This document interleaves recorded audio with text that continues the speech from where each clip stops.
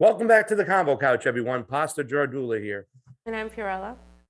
And Johnny Sue was spinning on those ones and twos. Fam, Fam. I don't know if you'll see anybody out there that we know, hanging out in Florida today. It's a little kind of in South Florida. It's a little kind of overcast and rainy over here. That might rain on somebody's plans, fam. Yeah, I mean, you're closer. I told Marie to go see her. I don't know. I think our audience already knows who you're talking about before we even mention her name. By the way, thanks to everybody who jumped in right away. Of course, I think it was fam. You're gonna be surprised. Guess what? It's not Trey Kristen and I in the door today. Exactly. Kristen and I ran and beat Trey. And Trey, what are you gonna do about it? We need you to jump back on in, Trey. We love you, and we love all the people who've really helped us out throughout this time. We're getting ready, fam, to get back to Nicaragua. So we have a great guest today to talk about that. Anything else you got to say before we get rocking and rolling? Just guys, like the COVID pandemic argument. I mean, I had a huge back and forth with Walker Bragman yesterday and the day before that. I mean, this stuff is like, the narrative is falling apart, guys. And that's all I'm going to say for that. I'm going to save it for later. But it is truly falling apart. I was listening to Franco talk with Ryan Christian earlier, and that was a great interview if you guys haven't looked at that. But yeah, it's just so blatantly obvious what's happening right now. But let's get to it because we have a guest coming on. Let me just make one quick announcement, fam, too, just to piggyback on that real quick, guys. Tomorrow at 10 a.m. Pacific, 1 p.m. Eastern, we'll have the Consciousness of COVID on. It will be our second episode. Tomorrow, the first one, if you haven't checked it out, guys, it was Jason Burmis, Pat Miletich, MMA champion, and Sam Tripoli making his debut on the show. We did it a couple months ago. It was great. Tomorrow we have another one. We have a panel. It's great. We have Jimmy Dore, Cynthia McKinney, and Tim Canova, fam, all on one show to talk about mandates, censorship, and all that other good stuff. Yeah, who's hosting that? Johnny wasn't aware. I am hosting that. Oh, okay. Alrighty. Okay, so let's start off with the AOC situation because she's enjoying freedom in Florida, and she's basically saying that any criticism of her means that people want to date her, that people are sexually frustrated, specifically referring to the Republicans who have been criticizing her. Now, if you guys recall, do you remember when there was the whole Texas grid situation where the power went out and a lot of people lost power, some people lost their lives, and so there was obvious criticism to Ted Cruz and to others who left and to go on vacation. Now, this is when she said in September, she said, "I know Republicans' idea of disaster relief is flying to Cancun while the power's still out, but unlike that approach, I actually give a damn." And I just wanted to put it side by side to the breaking AOC spotted in Miami Beach as New York City reports record COVID cases. So just kind of putting out the hypocrisy. The National Review had this exclusive article where they had pictures of AOC with her boyfriend in Miami Beach drinking cocktails. And there's really nothing wrong with somebody doing that. The problem is the hypocrisy is what people are pointing out. And so they said Representative AOC was spotted dining in Miami Beach, Florida on Thursday, according to a tip received by the National Review, on the same day that her native New York City reported a record number of COVID-19 cases.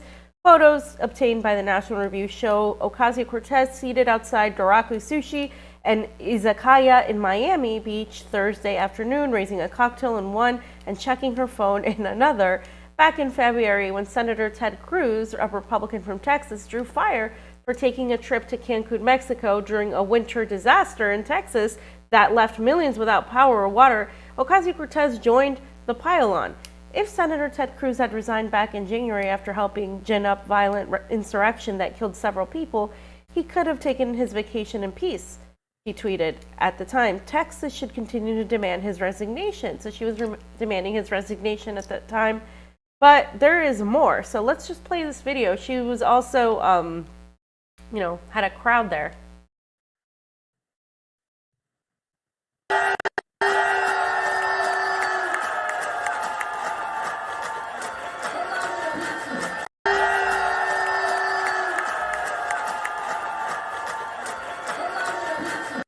So she's in South Beach, and a lot of people are pointing out she's maskless. Yeah, like Florida, people don't wear masks. Like there's not a mask requirement. And so, yeah, she is enjoying the maskless freedom of Florida, even though she's been extremely critical of Ron DeSantis and extremely critical of Florida. In fact, let's go over her response, but just real quick, anything to say so far on that? Because we're going to go over her whole response. No, keep going. Definitely. I mean, the only thing, it's just so funny as you're listening and watching to this. It's like the tweet you sent out. It's the gold standard of hypocrisy, or the gold medal for hypocrisy goes to the Democrats. There it is, ladies and gentlemen. So she responded by saying, if Republicans are mad, they can't date me. They can just say that instead of projecting their sexual frustrations onto my boyfriend's feet. You creepy weirdo. So some Republican said, if leftists like AOC actually thought mandates and masking work, they wouldn't be frolicking in free Florida, which is, I mean, true. Her guy showing his gross pale male feet in public, not at a pool beach with hideous sandals. This is stupid. I mean, why are you talking about the guy's feet? But her response, saying that they were sexually frustrated and that they wanted to date her, is obviously a little out there. She continued saying, it's starting to get old, ignoring the very obvious, strange, and deranged sexual frustrations that underpin the Republican fixation on me, women, and LGBTQ plus people in general. These people clearly need therapy, won't do it, and use politics as their outlet. Instead, it's really weird. So now she's like saying like it's all Republicans, and that they're not just attacking her, but they're attacking women in general and all LGBTQ plus people, which is a very, very drastic statement to make based on one person's, response, weird as it may have been. So she's saying like now people who criticize her are trying to date her. And this person said, I definitely do not want to date you. And she said, I'm glad you felt the need to share that with the world. Don't worry, this is totally normal. A totally normal thought to have and share as an editor of a right-wing website, and totally doesn't prove my point at all. I hear if you say it enough times, you'll actually start to believe it. And she continued, the fact that these people are so creepy/weird, yet are also the ones responsible for shaping the news headlines we all see in media, should be really concerning. I don't even want to know what knuckle-dragging thoughts these people have all day while covering women in politics. So she's once again using the, whole like neoliberal sort of, oh, women are being attacked, they're sexualizing me, they're doing this, they're doing that, which exists in society. It's a very real thing, but she's weaponizing it for an argument where it's not merited, and it cheapens it, and then of course it makes it more of like, it makes people more likely to dismiss it when it's actually something real. And the news headlines are not just shaped by Republicans, they're shaped by the liberal media too. It's all part of the same machine. So her argument doesn't really add up here. And she then went after Governor Ron DeSantis. So she said, hasn't Governor Ron DeSantis been inexplicably missing for like 2 weeks? If he's around, I would be happy to say hello. His social media team seems to have been posting old photos for weeks. In the meantime, perhaps I could help with local organizing. Folks are quite receptive here. So this is because Team DeSantis said, welcome to Florida, AOC. We hope you're enjoying a taste of freedom here in the Sunshine State, thanks to Ron DeSantis' leadership. So because we know that New York and Florida are two drastically different states in terms of how they've operated from the pandemic, during the pandemic, and after of what we're seeing now with Kathy Hochul, and just the whole vaccine passport situation that's happening there. And then she said, I'd be happy to share some notes from Governor Kathy Hochul's work in New York, since he seems to be in need of tips. But for me, that was the worst thing she said of all. To amplify Kathy Hochul, somebody who is absolutely disastrous. I mean, her policies of firing nurses, of segregating people, affect people of color, affect the vast majority of poor people in New York City. A lot of people who are Black Lives Matter activists have been advocating against these mandates, saying that they're racist and are segregating people.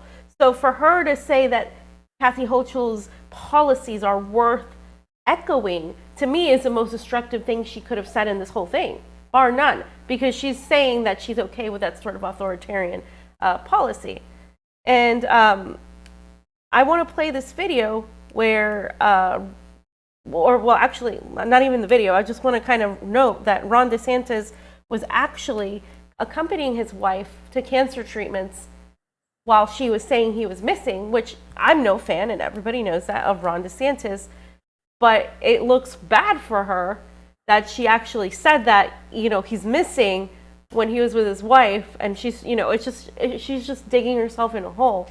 And I said in my tweet, imagine thinking Kathy Hochul's ridiculous authoritarian policies have done any good. Firing nurses during a pandemic, segregating people, and turning civilians into the FBI has hurt communities AOC claims to care about. What a hypocrite, enjoying open Florida while criticizing it. So yeah, she's criticizing the open policies she's enjoying while being in Florida and enjoying them, and saying that he needs to look at Kathy Hochul.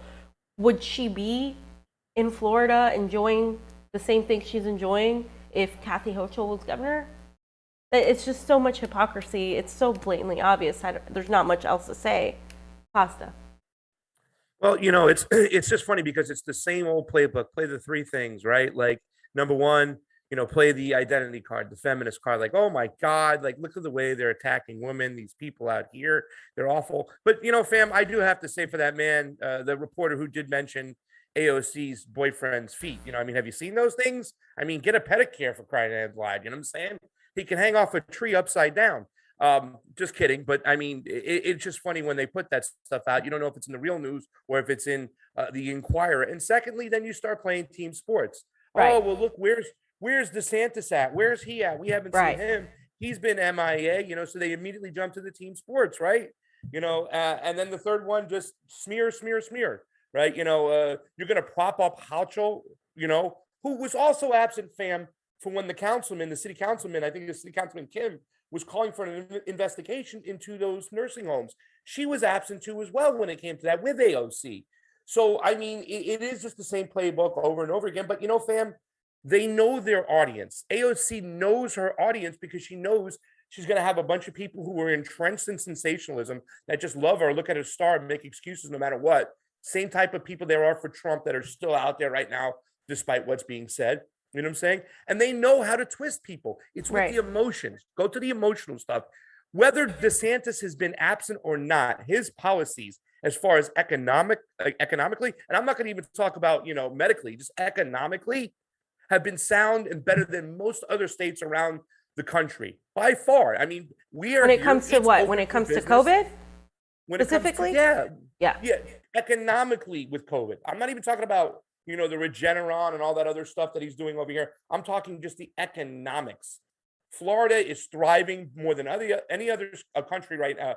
Any other state in the country, where a lot of other states are just falling apart at the seams. Small businesses are going away. So how can you really criticize him and say, where are you at and stuff like that when you're partying and hanging out and taking vacay in his state? It's hypocrisy at its finest. Right. And you're right. They're playing team sports. They're absolutely playing team sports, and they're absolutely distracting people with their arguments. This is what happens with Marjorie Taylor Greene and AOC, with AOC and Laura Boebert, and all of them, like the squad and them. This is what they do. We're not paying them for them to have these little arguments all over Twitter. They're supposed to be, doing work, and that's what they're not doing. And so this is what AOC does. She makes it about herself. She's obviously a narcissist. I don't know what else to call her. But this isn't about people wanting to date her. This is about the hypocrisy that people see. And you don't have to be a Republican to look at the hypocrisy that the Democrats were really the best at hypocrisy. And so I can just see people clipping up that one part from you, fam, right now. Look at that. There she goes. She's supporting Republicans like DeSantis now. Like, no, we're talking about the actual policies and how the people responded to them and the freedoms that were allowed in Florida, as far as, not only just the choice to wear a mask or not, but wherever they want to go and whatnot, they're free to do that. So you can't argue those. You got to look at the policies, not the people. Yep. All right. So that's it for that section, fam. Let's get some Rokfins. Oh, some Rays? Yeah. There's some Rays over here. Well, we said so we have and I, right? Yeah. Bethlehem Tessafe. Mm-hmm. Happy New Year. Love you, Bethlehem Tessafe. Rob McMurtry, how you doing? Thank you for the super great contribution. As always, appreciate it on the couch. And there's your boy. There he is, our man, Trey Wright. How you doing, buddy? Love you, fam. Hello, fam. Back at you, brother. Did you get Rob McMurtry? Yes, I did. I said it's always appreciated on the couch. Must have missed that. Well, I didn't do Okay. it for Kristen Nye, so we just made it up for you. So the next section is something that I guess a lot of people missed because we've been, again, distracted by bullshit. So this is really important. So AOC, Rashida Tlaib, and Ayanna Pressley just signed a bill allowing congressional spouse stock trading. Now, there's been a lot of bills thrown out there trying to control this legalized form of basically money laundering and insider trading. But the one they actually voted on was not the one that they should have voted on. So this is from Sludge. AOC, Tlaib, and Pressley signed into a stock trading ban with a loophole allowing congressional spouses to keep trading stocks rather than a more stringent measure that would apply to the trading ban to spouses. So you can look at their article, but it says leading congressional stock trading ban bill has spouse loophole. This is the most co-sponsored bill to ban stock trading while in office, but leaves a huge loophole for trading corporate stocks based on non-public information. And this bill is called the Ban Conflicted Trading Act. It was proposed in the House by Representative Raja Krishnamurthy, a Democrat from Illinois, and in the Senate by Jeff Merkley from Oregon, and it had 22 co-sponsors and 4 Senate co-sponsors, and it's supposed to prohibit members of Congress and some congressional employees from trading corporate securities, but it would not prohibit members of Congress's spouses from making the trades. Spouses talk to each other, usually, and the bill would do nothing to stop the passing of insider information from a member of Congress to a husband or wife who could use it to inform the purchases and sales. Insider trading by members of Congress is illegal, but the law is nearly impossible to enforce. Of the nearly 6,000 corporate securities that House members reported in the 2020 financial disclosures, more than 1,000 of them are owned by the representative's spouses. At least 78 House members disclosed that their spouses owned corporate securities, and I'm sure it's more than that. And so there was another bill at the same time that would require members of Congress and their spouses to put corporate securities in a qualified blind trust the whole time they're in office, and it had 15 House co-sponsors, but no actually companion version in the Senate. And that bill was called the Transparent Representation Upholding Service and Trust in Congress Act, or the Trust in Congress Act. And it was introduced by Representative Abigail Spanberger, a Democrat from Virginia. But there was other reps too that actually refused to co-sponsor that one, which would have prevented the spouses from doing the insider trading. But and those members were, as we said, Alexandria Ocasio-Cortez, Rashida Tlaib, Ayanna Pressley, and Matt Gaetz from Florida. So there you go with your team sports mentality, folks. And neither of these bills is likely to pass. Nancy Pelosi said, that she doesn't believe members of Congress or their spouses should be prohibited from trading stocks. We know that her husband constantly trades stocks. She said, we're a free market economy. They should be able to participate in that. So you notice that what she says to get around, both the Ban's Conflicted Trading Act, but not the Trust in Congress Act, have been referred to committees chaired by stock traders and have so far received no action. So this is a joke. They're referred to committees that are chaired by stock traders. Guys, this is like telling a bank robber to police themselves. Like, this is ridiculous. So this is that's going on right now. So they could have supported the squad, and others could have supported the bill that was actually going to prevent spouses from trading, but instead they jumped on the one that left that loophole open. And also, Rokfin is one of these people also, in addition to the squad members. He's also one of the people that didn't support the loophole trading, or did support the Loophole Trading Act, which was the Ban Conflicted Trading Act, but not the Trust in Congress Act. So it just kind of goes to show you that I was thinking about putting this in the actual video and the article I saw last week inside the folder to do a story on it. But it really, I just kind of was like, no way, this is the same stuff that's going on. This has been going on for so long. I mean, John Kerry's wife You know, these people are making decisions on laws. They have governmental contracts. Remember the one with Tesla, and then the stock shot up. This has been going on for so long. And yes, fam, it's kind of funny seeing people like Matt Gaetz right now, because I think there's a movement on the left, the American left, where they're coming to grips with what's going on, realizing they have no friends in Washington across the board. There are people like that as well. There's a lot of that going on the conservative side when it comes to people like Dan Crenshaw and Matt Gaetz as well, understanding that they aren't out there for when it comes to the solid issues, the issues that mean most. The fact that he voted for that too as well means that he wants to make money off the system, and that's unfair. They're not there for these reasons. They're not there to make money. They're there to be a civil servant. And this particular law shows they're there for the exact opposite, and we are getting played. We are the fools.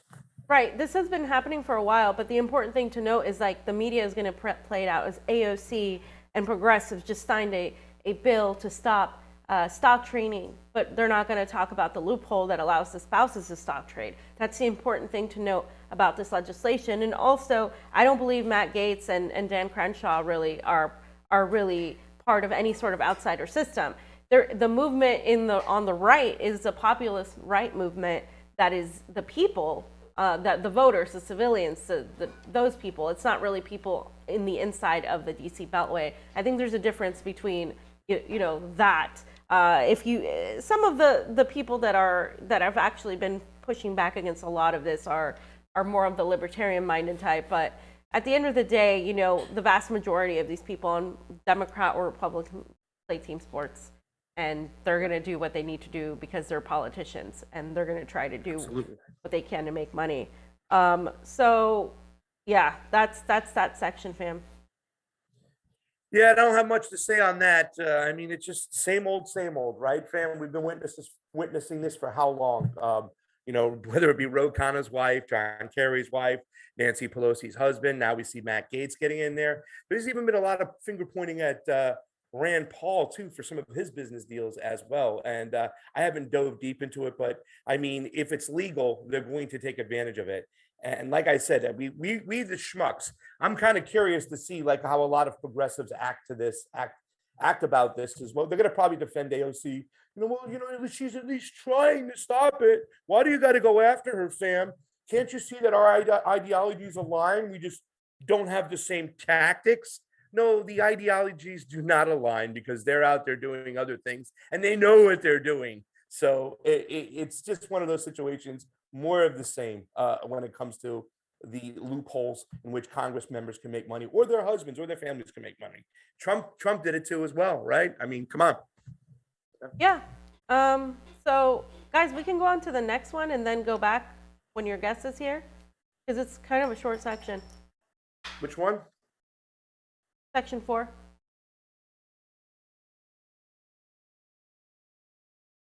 Okay, jump right into it. All right, so Marjorie Taylor Greene was suspended from Twitter. And we're going to talk about that, but we're also going to mention what Fauci said on only using the US branded vaccines. Now, Marjorie Taylor Greene, of course, has been very vocal about her vaccine hesitancy. She's been vocal about a lot of things regarding the COVID narrative. Marjorie Taylor Greene is somebody that ideologically leans very far right. She has said very problematic things. But, we need to protect free speech, especially during the time of Julian Assange, when we're seeing what's happening with somebody who published something that the public needed to know, right? When we're talking about the cables, when we're talking about WikiLeaks.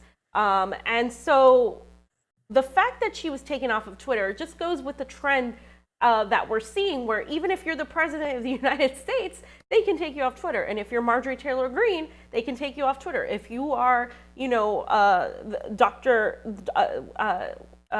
what's his name? Like blanking out. Dr. Robert Malone, they can take you off Twitter. They suspended Peter McCullough too for a short time. So they can take anybody off Twitter. They took me off Twitter. They didn't even give me a response, and then they said it was a mistake.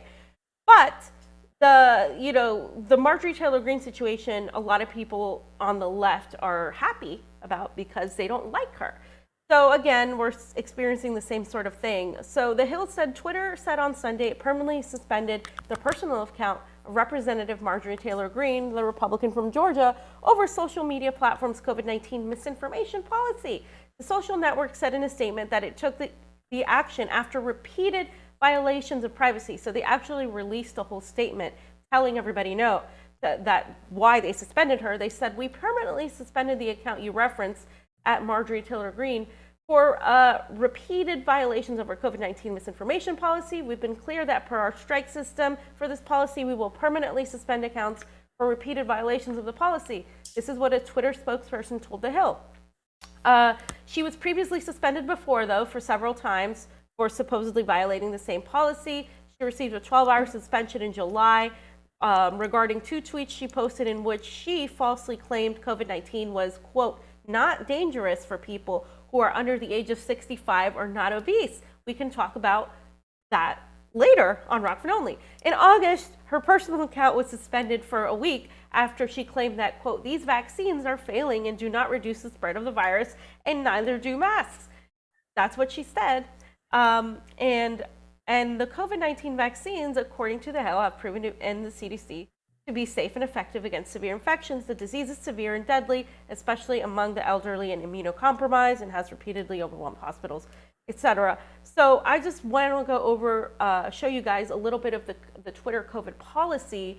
It says, overview December 2021, you may not use Twitter services to share false or misleading information about COVID-19, which may lead to harm. And you can see that they say, even as scientific understanding of the COVID-19 pandemic continues to develop, we observe the emergence of persistent conspiracy theories, alarmist rhetoric, unfounded in research or credible reporting. What is credible reporting? And a wide range of false narratives and unsubstantiated rumors, which left uncontextualized, can prevent the public from making informed decisions regarding their health and puts individuals, families, and communities at risk. Content that is demonstrably false or misleading and may lead to significant risk of harm, such as increased exposure to the virus or adverse effects on the public health system, may not be shared on Twitter. This includes sharing content that may mislead people about the nature of COVID, the efficacy and or the safety of preventative measures, treatments, or other precautions to mitigate or treat the disease. Official regulations, restrictions, or exemptions pertaining to health advisories or the prevalence of the virus or risk of infection. So you can't say anything that, in their point of view, just like on YouTube, discourages people from taking the vaccine. You can't say anything, even if it's true. Even if it's true, or if you can find a scientific study, as Robert Malone did, you can't say that anymore because your account will be taken down. And so we can talk about, other forms that have been pushed, on Rokfin Only, but some of the things that Marjorie Taylor Greene said were actually said by the CDC. So it's kind of crazy to me that they suspended her. Now, aside from the COVID-19 argument, whatever people believe in, the fact is free speech should be protected, right? Unpopular speech should be protected even more, because if you're not willing to protect unpopular speech, you're really not protecting speech at all. Because you have to protect speech you don't like, just as much as you have to protect speech you do like, if not more. Because then you don't really believe in free speech at all, or freedom at all. Pasta. Absolutely. I just want to say ditto to that. I mean, that's the most important thing here, right? It's the First Amendment, freedom of speech. And, I always hate getting into this argument, fam, when you tell people, oh, it's a private company. Yeah, it's a private company that's entered into public easements. There are satellites they use that are ours.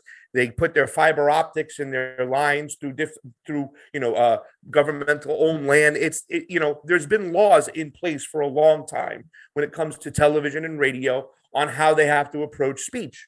And how speech should be protected. I even heard a conservative the other day, fam, saying that they want these to go to utilities. And it was kind of crazy saying that they want, a private entity to go to a utility. But this is about the public square. And that is the most important thing. Speech needs to be protected. I got less than 2 days left before I go on there as well. I even retweeted Dr. McCullough. That was the first time I got taken down. And, with the new case that just came out with John Stossel over from Fox News when he went after Facebook and a couple of the tech giants, they even admitted, fam, they don't have facts. They have strongly protected opinions. Right. So everything is up, everything is down. It's all over the place. It's very confusing. Some people still keep pointing to Section 230 of the NDAA it needs to be rewritten because it's not clear what it is. It's not clear what a platform is. But, I mean, this is something that's been going on for a long, long time.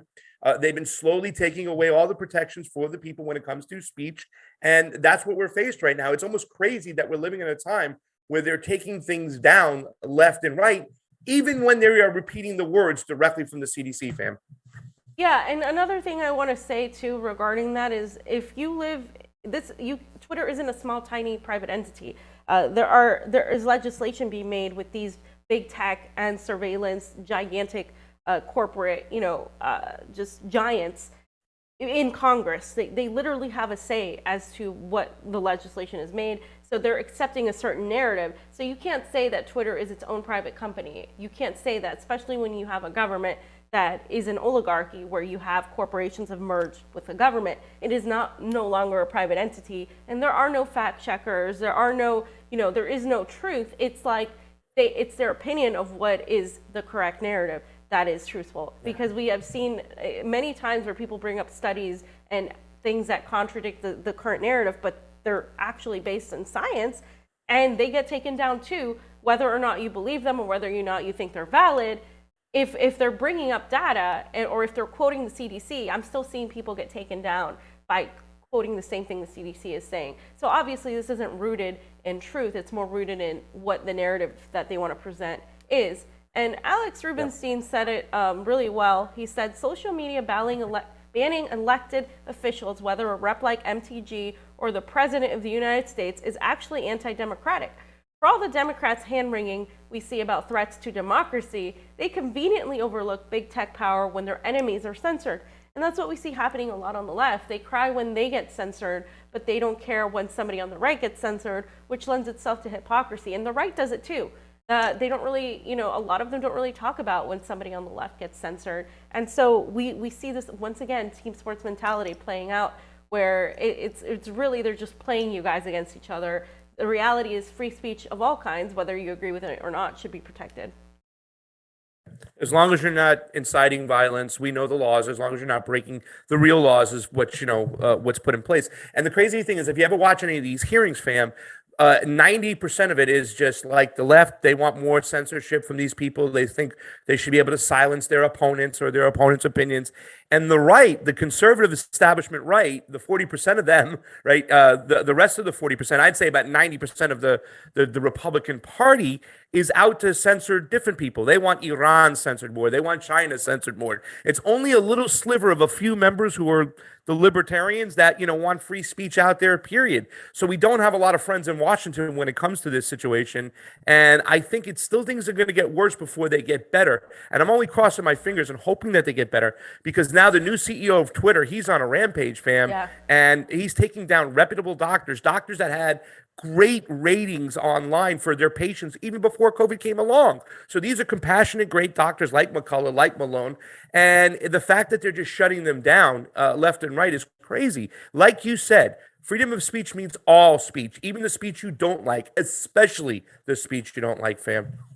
Yeah, and just one last thing on that, it backfired. When they took Robert Malone off Twitter, he went on Joe Rogan, and that's like the most watched video of Joe Rogan's ever. It might be one of the most watched videos in history. And also, a lot of people are Googling who he is now because they're like, why was he taken off Twitter? A lot of people are Googling who Joe Rogan is, who didn't even know who he was. They're like, I've never heard of him. So now what they're doing by trying to silence voices of dissent is they're making them more popular. And so this this new platform came out. I think it's called Gettr, Gettr, where a lot of people started signing up there. And Joe Rogan already has like so many followers on there because now people are like, you know what, screw Twitter. So a lot of people were like, I'm gonna make an account elsewhere. So all they're doing is amplifying these voices and amplifying the need to be like, wait, what's going on? What are they trying to censor here? Why are they doing this? It's actually making people distrust the current narrative more. It's making people distrust the government. It's doing the opposite of what these people intended to do. And I can attest to that because when my account was taken down, there was so much like, why was her account taken down, blah, blah, blah, blah, blah, that it actually trended on Twitter, and it made it worse for them. They were like, so it was just like this thing where it actually raised my profile more by being censored than not being censored. And that's something that if they were smart, they would pay attention to. Well, when it gets too much noise, that's when they react, right? I was talking to Jason Burmis, and Jason Burmis got a lot of people to retweet his YouTube stuff. So YouTube gave his channel back. And of course, they slipped it behind him around the back and gave him a strike for something he did a while ago, too, as well. That stuff seems to happen all the time. But yes, when stuff starts trending and gets going on Twitter or on YouTube or wherever, that's when, the elites or whoever they are, the tech giants, the CEO, that's when they pay attention. Yeah. That's when we have to, if you want to say the surveillance state, there you go. I was thinking about the CEO of Twitter and CEOs of Facebook and, the Zuckerbergs and whatnot. When they pay attention, like, okay, let's get their channel back. They're making too much noise. You know what I'm saying? So that's what we got to do now. When this stuff happens, we got to get it going. We got it trending. We got to share why they got taken down. We got to blast it. But, fam, it's an uphill battle because they've taken down so many accounts from Twitter. And a lot of sensible people have said, you know what? I'm taking my ball and going home. I don't want to play anymore. So like I said, I think it's going to get worse before it gets better. But we got to do something about this collectively as citizens to push back against the censorship. Fuck censorship, fam. Fuck censorship. Okay. Super Rays, is your guest ready? Okay, great.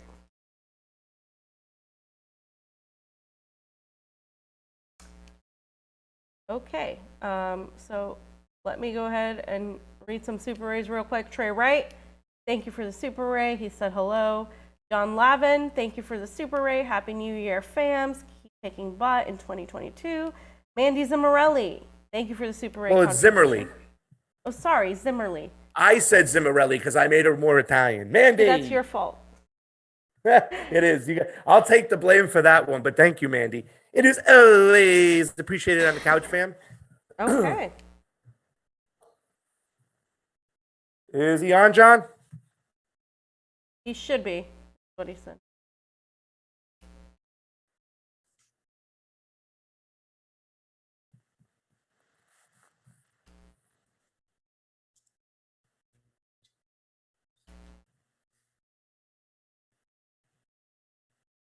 Can you hear us? Yes. Okay, great. Perfect. What's up? Dan Kovalek is here, everybody, ladies and gentlemen. If you might have seen this gentleman on RT, we got to meet him in Nicaragua. He's an awesome journalist, does amazing work for foreign policy. He's all over the place. Go and follow his Twitter before it gets taken down. Because, Dan, the way this Twitter's going right now, it looks like you might get taken down. You keep speaking about Nicaragua or Ukraine or anywhere else. How you doing today, brother? I'm good. Thanks a lot for having me on the show. I'm really excited. We're excited to have you on too as well because you're a person who kind of covers the globe, right? I said today I wanted to talk about some stuff, what's going on in Nicaragua, because we'll obviously be there for the inauguration coming up and we witnessed the elections.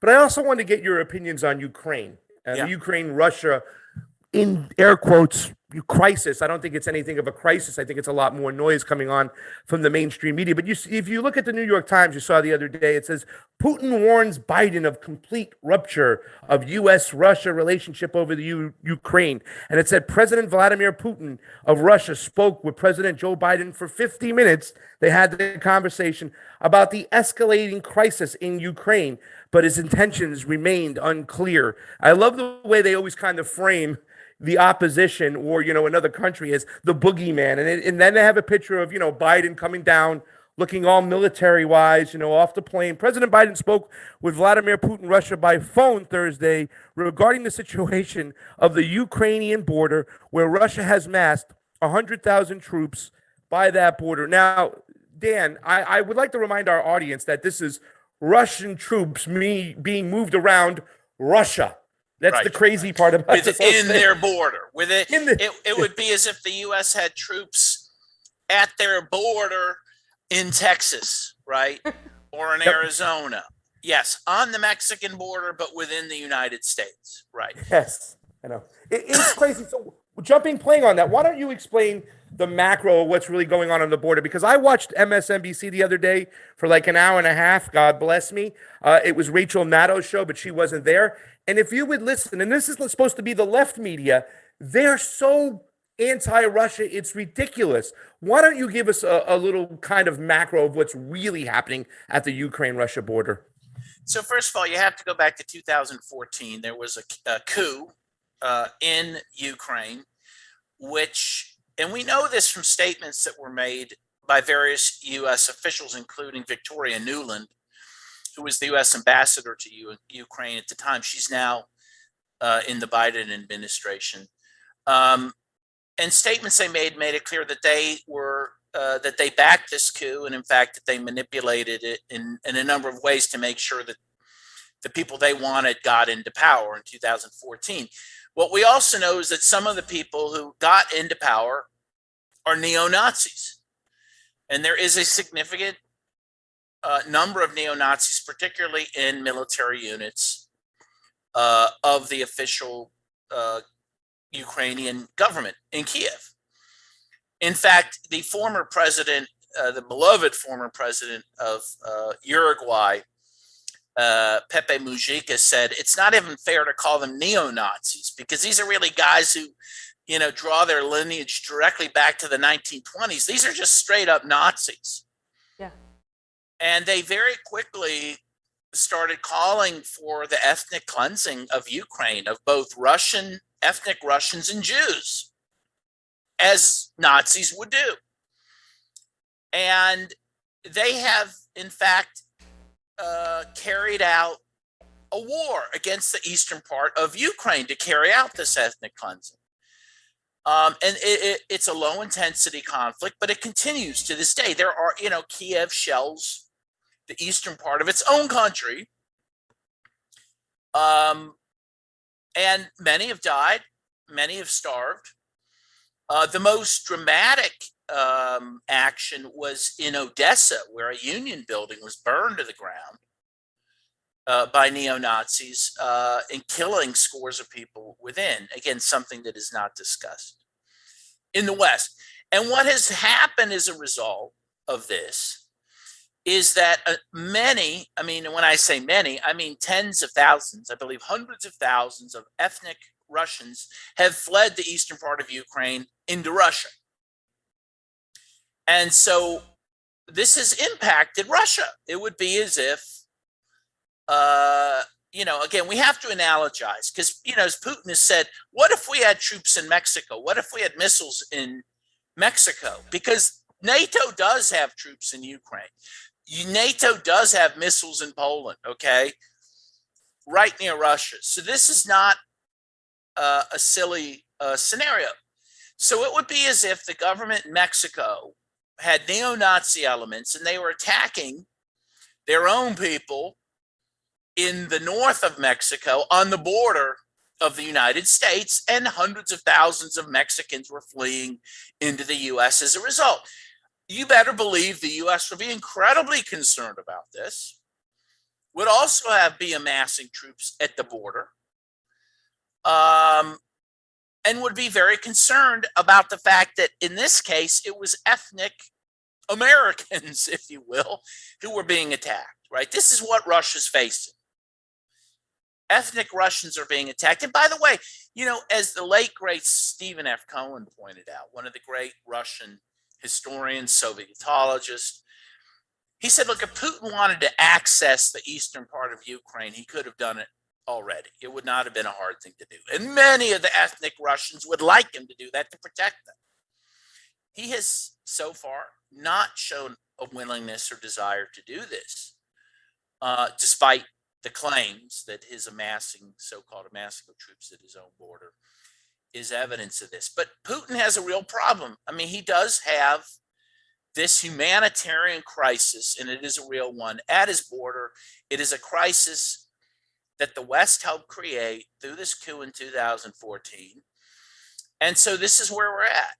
And,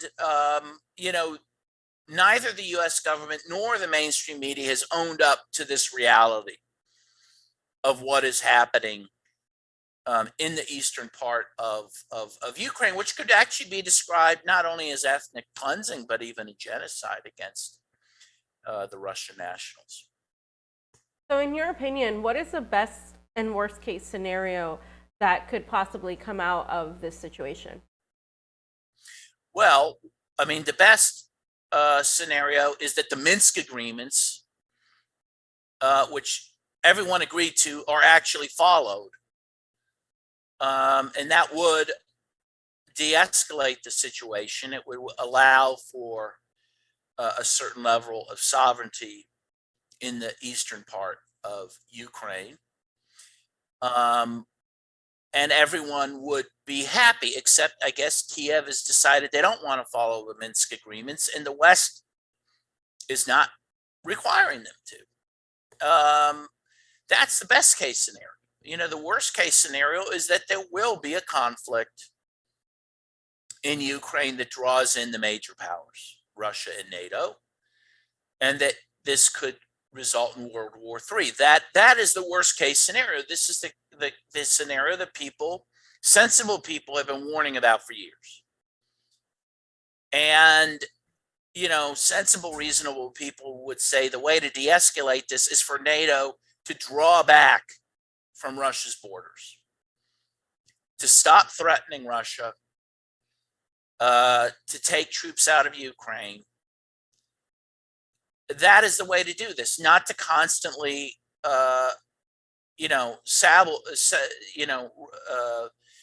rattle our sabers at Russia. And by the way, we have to go back, if you would allow me to, a little further than even 2014. I mean, we really have to go back to 1989, when Mikhail Gorbachev, who was the last premier of the Soviet Union, agreed to allow the East Bloc to go, to move away from the Soviet Union, and for the Berlin Wall to be taken down. And he agreed on one major condition, that NATO would never move an inch east of Germany. And that promise was made by Secretary of State James Baker. We know this. This is documented. And no sooner was that promise made and the Berlin Wall taken down and Germany reunified, that NATO began to move east aggressively, you know, now all the way to Russia's borders. And so if people are concerned about world peace, and they're concerned, frankly, about real diplomacy in foreign relations, they would have to be honest about the fact that it is the West that has broken the peace between the West and Russia. Russia wanted desperately to be part of the West. Putin wanted to be part of the West. He's made that very clear. And the West said, we don't want you part of us, and we want to threaten you, and we consider you a threat, even though the Soviet Union's gone. Even though oftentimes you'll hear discourse that sounds like the Soviet Union's still there. In fact, sometimes you'll hear people slip up and call Russia the Soviet Union, right? And so this has been utterly baffling to Putin and Russia, as it should be. And the media has been complicit in this, because they really have not given this full picture of what's happened and how things have broken down. And just for clarification for the audience, I just wanted to say the Minsk agreement was this protocol that sought to end the end of the war in the Donbass region, correct? Right. And there's another region too. It begins with an L and I'm forgetting it. There's two different areas there, which now actually consider themselves separate republics. And actually, they have named themselves in a way that sounds like old Soviet republics, and they have some sympathy towards the old Soviet Union.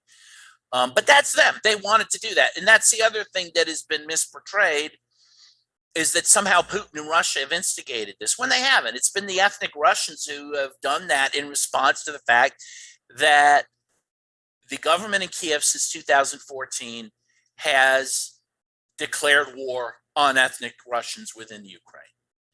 Even one of the first things the new government in Kiev did in 2014, in fact, was to outlaw the Russian language as a second language. And so, obviously, if you're an ethnic Russian in the eastern part of Ukraine, you're going to feel under attack only because you happen to be under attack.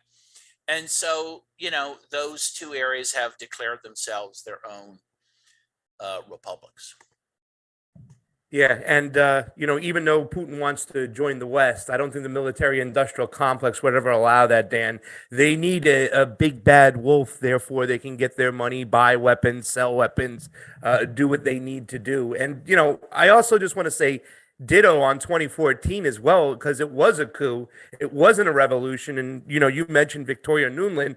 Remember, she got the attaboy thumbs up from Joe Biden, who's now the president. And as soon as he got back in office, all the Warhawks, the Sullivans, the Blinkens, they came right out of the blue and started being aggressive towards Russia.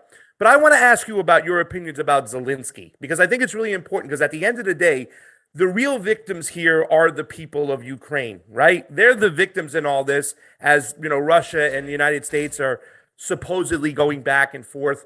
Do you see Zelensky as a puppet of the West, or more of just a Ukrainian citizen that's just way in over his head, that's just trying to do anything to find some form of progress in Ukraine for his people?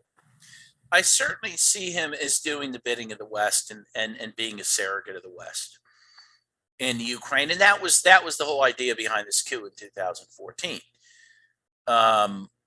was to try to check Russia's influence by bringing Ukraine into the sphere of the West. And by the way, I mean, NATO's gone so far as to make NATO or Ukraine a partner of NATO, not a formal member, but a partner, which it was a huge threat to Russia, as you can imagine.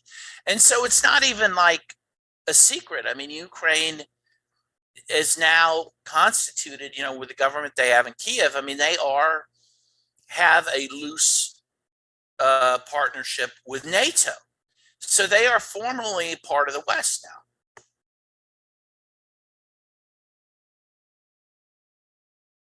Ma'am? Did we? Oh, sorry. I thought he got cut off. Okay. Nope. Okay. I wanted to go ahead and move on to Nicaragua, because I believe you pretty much answered all the questions regarding Russia. But I really wanted to focus in on that, because we're leaving in a few days to go back. And the Renacer Act, and, the U.S. pretty much condemned the Nicaraguan elections as fraudulent.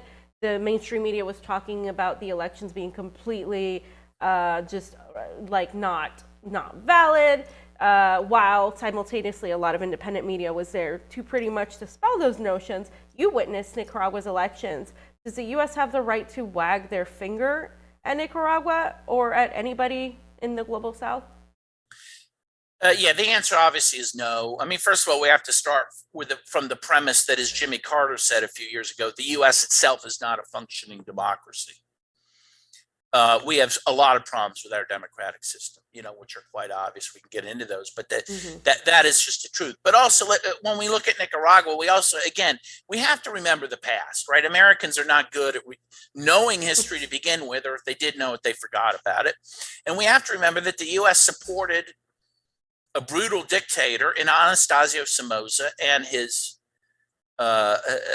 child and grandchild from 1934 to 1979, when the Somoza dictatorship was overthrown by Daniel Ortega and the Sandinistas.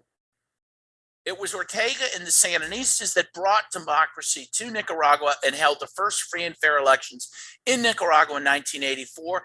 They held them again in 1990. They lost, and they stepped aside. Yeah. And they were not reelected until 2006, and they have been in power through elections since that time. They are the democratic force in Nicaragua, not the U.S. that supported dictatorship. And that, by the way, once the Somoza dictatorship was defeated, the U.S. quickly began supporting Somoza's National Guardsmen in the form of the Contras to try to overthrow the Sandinistas and to reestablish what they called Somocismo without Somoza. Just as a follow-up real quick, what do you say to the people that say, well, Daniel Ortega has been in power for too long? Why is he the only one that gets to be in power? Because that's a lot of the criticism you hear from people who are more leaning towards neoliberal or Democrats, Well, first of all, I think he's been in power this round for about as long as Angela Merkel was in Germany, or Bibi Netanyahu was in Israel. So, I mean, So first of all, it's a total double standard, but also he's been in power because of elections, because the people want him to. And in these elections that we witnessed, 65% of the Nicaraguans voted and 75% voted for him. I mean, he has a clear mandate. And in fact, recent polls show that the Nicaraguan people, by a huge percentage, have faith in their own government, have faith in their own elections, much more than Americans do in theirs. If you show those numbers, it's pathetically small, the number of Americans. I think it's around 30% or something that have faith in the U.S. elections and government and Congress. In fact, I saw at one point, it was so bad that more people in the U.S. supported a communist takeover of the U.S. than supported the U.S. Congress. I mean, there's very little support for our government. There's a lot for the Nicaraguan government amongst the Nicaraguan people, and there should be, because of all the things the Nicaraguan government has done for its people, and in terms of education, building housing for the poor. Again, democratizing Nicaragua, building infrastructure that had not been built by Somoza, that had not been built by the neoliberal governments from 1990 to 2007. I'll give you another example, which will shock most people. 3 years in a row, the UN ranked Nicaragua as number 5 in the world for gender equality. The first 4 were Scandinavian countries, okay, which you would expect. And then 5 was Nicaragua. And then the US didn't even make the top 10. You know, so the advances the Sandinistas have made have been incredible, despite US, again, support for dictatorship, the US support for the Contras, you know, embargoes, blockades, sanctions. What the Sandinistas have accomplished has been incredible, and they get very little credit for that. I think Daniel Ortega building a lot of those schools we got to witness are awesome too as well. And that's why the people love him so much. It's poor people, you know what I'm saying? They were able to get their kids education. And I think that's something amazing. You did mention, Dan, infrastructure. My next question is that Nicaragua has now recognized Taiwan as being part of China. In other words, they recognize the one state.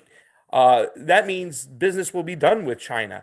What role will China play in the development in Nicaragua moving forward? It's going to be an incredible thing. I mean, first of all, China's already helped a bit, but now they're going to be building, hopefully, train systems. By the way, Nicaragua had a train system. I didn't even know this till recently, which Violeta Chamorro, the U.S. Sponsored president, who was elected under, you know, a gunpoint of the U.S. to the Nicaraguan people's head in 1990. She got rid of a train system they had. I didn't even know they had one. China will rebuild that. China may end up helping build the canal that the U.S. has coveted for over a century. It's one of the big reasons the U.S. has intervened in Nicaragua the way it has. As you know, Nicaragua is a giant lake in the middle of it. If you cut through that, you can cut from the Atlantic to the Pacific Ocean, and it would be a much bigger canal than the Panama Canal, which now is obsolete. The size of ships that exist today can't get through there. The canal that would be in Nicaragua could be big enough not only to allow the big ships to go through, but to possibly allow 2 to go through in different directions at the same time. And so this could be huge for Nicaragua, for its economy, and for Central America in general. And this is what the U.S. has feared for so long, that someone else would help build that canal, you know, but that may be what happens. And it never had to be that way. It never had to be that way. Nicaragua culturally is much closer to the U.S. than China, right? They love baseball, for example, which is imported from the United States. I mean, they have a simpatico with the U.S., but the U.S. blew it, you know, by its aggression against that country, and now it had to turn to China. And the U.S. has no one to blame but themselves. So the Renacer Act doesn't specify what areas the U.S. will sanction. Nicaragua is 95% food efficient. I mean, there's a lot of self-sufficiency in Nicaragua, which is one of the reasons why they've managed to, you know, fight back against U.S. hegemony. What area do you think is most vulnerable in Nicaragua, and how do you think they're going to counter any sort of U.S. aggression this time around. The big thing they want to do is cut Nicaragua off from international financing, from the World Bank, from the International Monetary Fund, from other financial institutions, which Nicaragua has used funding from those sources to do a lot of poverty alleviation, as even the World Bank has commended Nicaragua for doing. But I think, truthfully, Nicaragua's economy is so small that they are going to be able to substitute those sources with China, with Russia, with Iran. They will be able to overcome these sanctions, and that will drive the U.S. crazy. But again, this was a necessary, an inevitable move that Nicaragua will have to make. Last question, Dan, we'll get you out of here. On the right in America, obviously we saw the way Donald Trump acted towards the global South, putting people in charge like Lord Bolton and Elliot Abramson. You got the three most popular Republicans underneath him, DeSantis, Cruz, Rubio. They're all anti-Nicaragua. They are all for regime change. And the left ain't that far behind. I mean, Joe Biden called these elections pantomime and a sham. Do you see any chance for peace moving forward with the United States and Nicaragua? Is there any avenue that you might see that we can exploit to really see the truth about what's going on in Nicaragua? Because the mainstream media paints a very negative light on Daniel Ortega and the Sandinistas. And not just the mainstream media. I mean, much of the left has abandoned Nicaragua. Yeah. Democracy Now!, for example, is awful on Nicaragua. Terrible. Just terrible. In fact, I did a big tweet about that over the weekend. It got over 80,000 hits. I mean, because people know this. They understand that, right? I think it's going to be very hard because really, I think the two countries maybe three countries that are the most misportrayed and misunderstood in the U.S. because of the mainstream media are Nicaragua, Syria, and Ukraine. And I think there's very few friends of Nicaragua in this country. Sadly, it's obviously our job to try to make them new friends and to show solidarity with them. But we got a lot of work to do. I think the propaganda has worked and has moved a lot of people who supported Nicaragua away from Nicaragua. And that's why what we're doing, going there for the inauguration, is very important to do. And thank you so much. Thank you. Thank you. This was a real pleasure. I'd love to come back. Thank you. And I'll see you soon. Yeah, we'll see you this week, buddy. Okay. Thank you. Be well. Bye-bye. Cheers. Cheers. Bye-bye. Dan Kovalek, ladies and gentlemen. He's an awesome journalist. Go check out his Twitter. That's it right now. Fam, we only have one more tweet, Super Ray out there. It's by Carl Smiley. Thank you very much for the Super Ray. Do you want to put up our GoFundMe so we can get out of here? Oh, we're getting out of here? Yes. Oh, okay. Okay. I thought we had two more sections, or one more section. We did have one more section, but we're out of time. Oh, okay. He can restart it, though, he said. Okay. Do we have to shut down and come back? No. All right. Are we going to go to Rock? No. I have one more thing to say on YouTube before we go to Rokfin. Okay. He's going to send you another link. Okay. I'll text him. All right. So, guys, we're going to go over this really quick, what Fauci said, because it's important.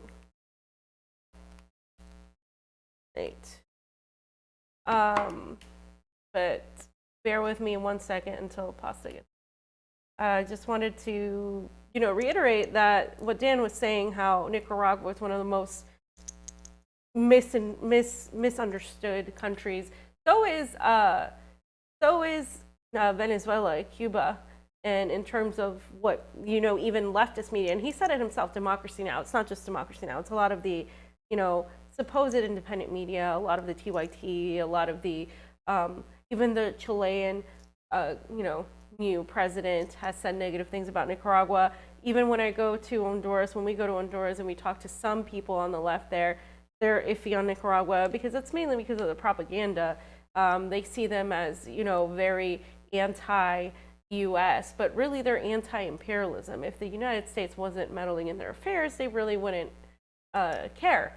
But it's this whole idea of the failed coup attempt in 2018, which is why so many people have that sentiment, and because the United States, of course, has sanctioned and meddled in their affairs, and so they don't. When Daniel Ortega was talking in after the election, he was basically talking about how they're never going to allow that again because it destroyed their country and they're rebuilding from it and they're actually helping people. So they really don't want to go back there. So let's go to just this really quick video because Fauci was caught saying that only the U.S. brands of vaccines are needed. This reporter asked him that, told him so many people are really asking about other vaccines, mainly mRNA, non-mRNA vaccines. And he basically answered with saying, our vaccines are the most wanted or the most desired. And so you don't need any other vaccine. He didn't really answer as to why. He just simply said it goes through a whole process. So I wanted to put this on, and then we can go to Rokfin only. So make sure to start going to Rokfin because after this, we're going to go to Rokfin only. Michigan says, why are traditional vaccines like the World Health Organization approved Covaxin, which is proven to be safe and effective in India, and which appears to have the potential to be effective against new variants, being delayed for approval in the U.S.? We had so many people ask about Covaxin. We have enough vaccines, the best vaccines available in the United States. So I don't see, really, I'm puzzled by that question. We have more vaccines than we need right now. We just need the people to get vaccinated with the vaccines that we have. The mRNA vaccines are vaccines that are desired by everyone else in the world. So we have what we need. We need to use it. But are you opposed to alternative treatments? What do you mean alternative? It's not alternative. It's another vaccine. We don't need another vaccine. We have plenty of vaccines. They have not applied to get approved. When you try to get approved, the FDA looks at the data, and if the data are in order and give you a good scientific rationale to approve it, the FDA will approve it. There are no interventions that are not being approved for reasons other than they've either not been submitted for approval or the data are not strong enough to warrant approval. One more question for. Right. So, he uses the excuse that our vaccines are the most desired. He says, there's a process and all of this stuff, but he specifies mRNA vaccines, and a lot of people have hesitancy with those vaccines. People have asked about the Cuban vaccine, Russian vaccine, the Chinese vaccine. Some of those are very similar, but some of them are very different. And so what we're saying is, why not allow that? She even pushed back and said, so are you against it? And he didn't answer the question. There is a for-profit motive for Pfizer and Moderna. They're making a lot of money, so there is that aspect of it. But there's, I think, a lot more to discuss in terms of why Anthony Fauci is pushing for a specific type of vaccine, and we're going to go on Rokfin only right now for the next section. So guys, please make sure to hop on the Rokfin because the next section is coming right up. Pasta, anything to say on that? No, let's just get on over to Rokfin. The only thing I'm going to say is that, if the finances that, Fiorella just kind of alluded to, it's ridiculous amount of money. It's hand over fist. I mean, RT did a little clip on it the other day, and it's just mind blowing the finances that are going through Big Pharma right now. Yeah, exactly. And so there's a lot more to discuss on that in terms of Fauci and how he has been, saying one thing and saying another, which is why there's a lot of people that are distrusting the current narrative. And so we're going to go on Rokfin only, guys, and talk about two other key players, Bill Gates and George Soros, teaming up to buy a COVID test company. Again, this is regarding the test, but the vaccines are just as relevant in this situation as to why certain tests and certain vaccines are being pushed among others, if it was about health, then wouldn't any vaccine do? That is the question many are asking. So let's get on over to the Rokfin.